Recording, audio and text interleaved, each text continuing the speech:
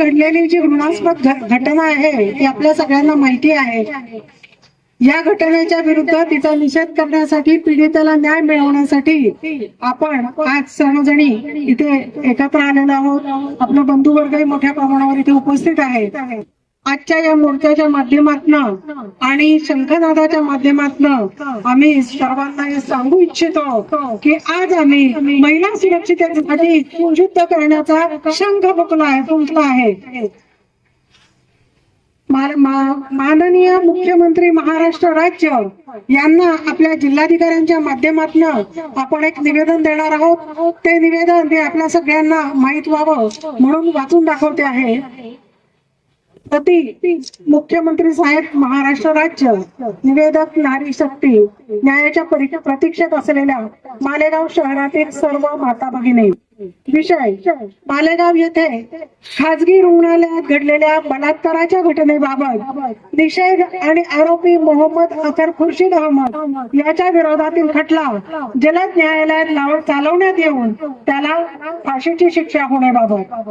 महोदय, मागील रविवारी पहाटे 3 वाजेच्या सुमारास मालेगाव येथील एका खासगी रुग्णालयात परिचारिकेचे प्रशिक्षण घेणाऱ्या एका अल्पवयीन हिंदू आदिवासी युवतीवर त्याच हॉस्पिटलमध्ये काम करणाऱ्या एका जिहादी मुस्लिम डॉक्टर मोहम्मद अतर खुर्शीद अहमद याने रिपोर्टीला काही फोटो दाखवत ब्लॅकमेल करून अमानुषपणे बलात्कार करत अत्याचार झाल्याची घटना घडली आहे। सदर घटनेबाबत छावणी पोलीस स्टेशन येथे गुन्हा दाखल केला असून सदर आरोपीस अटक करण्यात आली आहे। सदर घटनेबाबत मालेगाव शहरातील सर्व माता भगिनी महिलांचा तीव्र भावना असून आम्ही कटू शब्दात सदर मोर्चाद्वारे संताप व्यक्त करीत आहोत। सदर घटनेचा निषेध करताना आमच्या मागण्या पुढील प्रमाणे: 1. आरोपी मोहम्मद अतर खुर्शीद अहमद याच्या पोलीस कोठडीत गुन्ह्याचा सखोल तपास करण्यासाठी अजून वाढ करण्यात यावी। तसेच सदर आरोपीस कोणत्याही स्तरावर जामीन देण्यात येऊ नये। सदर गुन्ह्याबाबत कायमस्वरूपी विशेष सरकारी वकिलांची नेमणूक करण्यात यावी।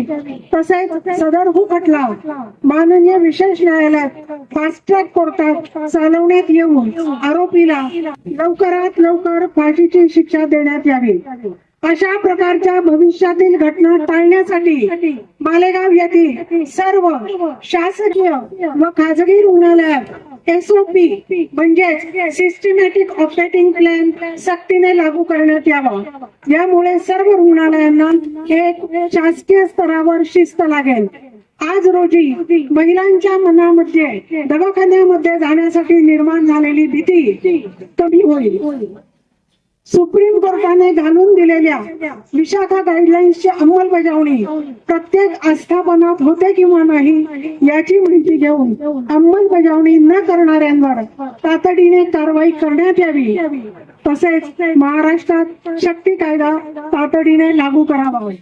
सदर मोर्चाच्या माध्यमातून निवेदनाद्वारे आम्ही उपरोक्त मागणी शासन दरबारी मांडत असून या मागण्यांचा सरकारने गांभीर्याने विचार करून लवकरात लवकर पूर्तता करावी, अन्यथा सदर घटनेबाबत महाराष्ट्रभर प्रबोधन करून आगामी काही दिवसात मंत्रालयावर मोर्चा काढण्यात येईल याची कृपया नोंद घ्यावी।